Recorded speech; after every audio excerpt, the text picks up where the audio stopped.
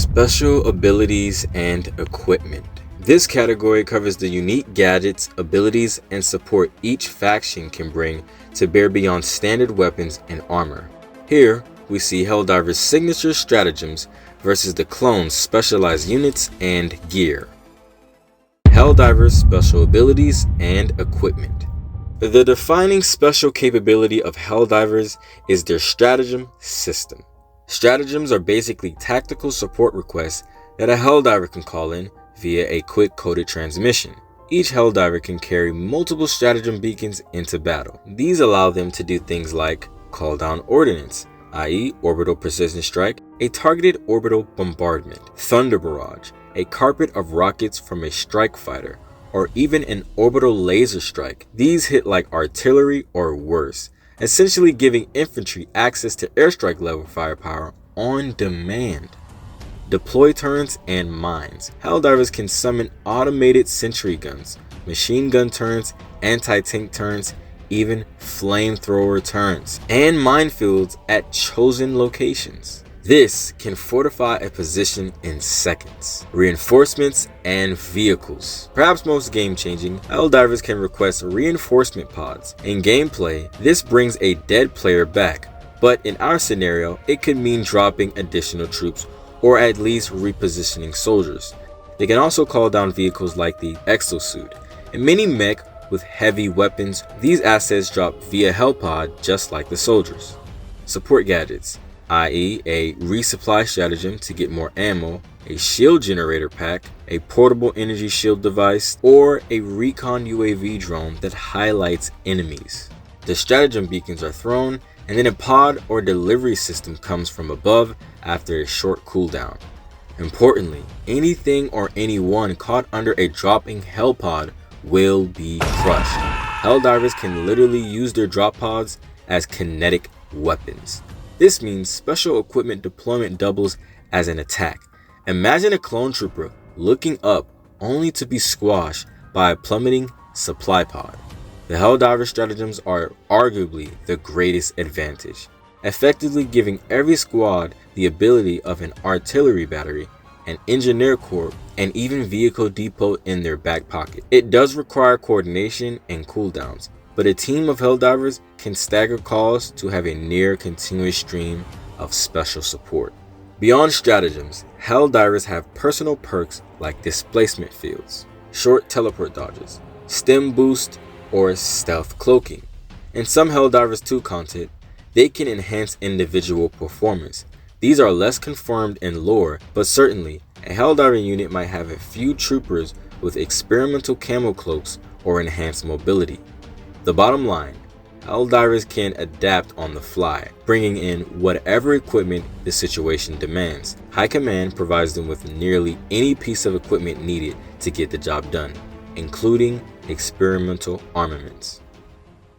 Clone Troopers' special abilities and equipment. Clone Troopers don't have magical drop pods or on-demand ordnance, outside of calling for support from their navy, which is beyond the scope of an infantry skirmish.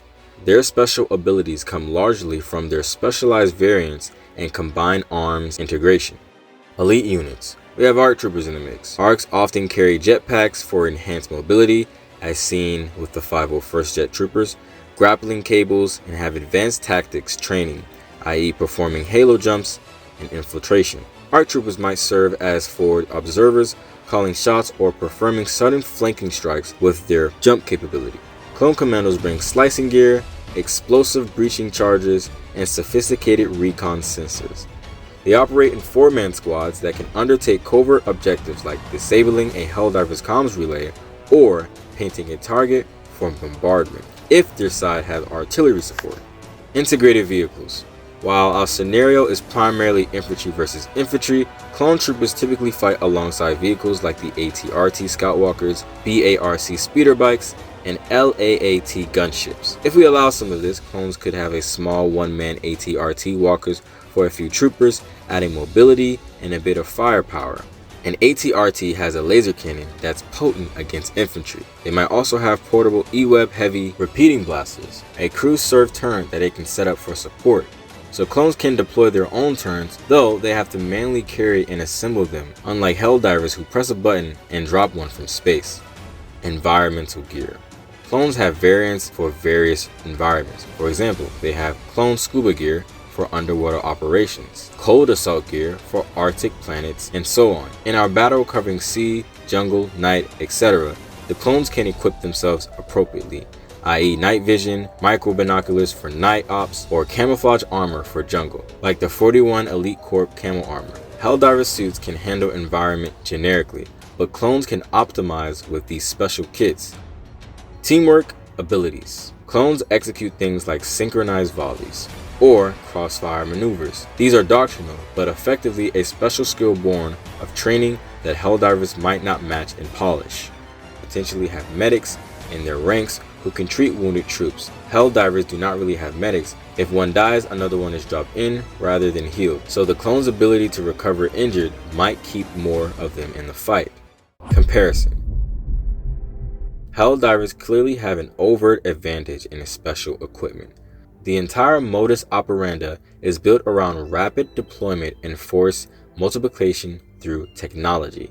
Being able to rain airstrikes or instantly fortify an area is something clone troopers can't directly counter without their external support. The closest clones come is calling a gunship for an airstrike. Clone commando gadgets, like a portable breaching charge or slicing device, are great for certain objectives. For example, in a covert mission, a commando might slightly disable a Helldiver's communications or hack a defense turn. But on an open battlefield, that's subtle compared to, say, a Helldiver calling down an AT-47 anti-tank missile strike on a cluster of clones.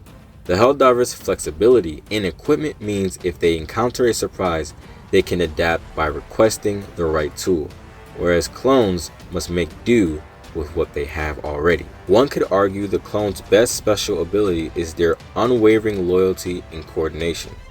But we've covered discipline already. In terms of gear and tricks, Helldivers have more trump cards to play.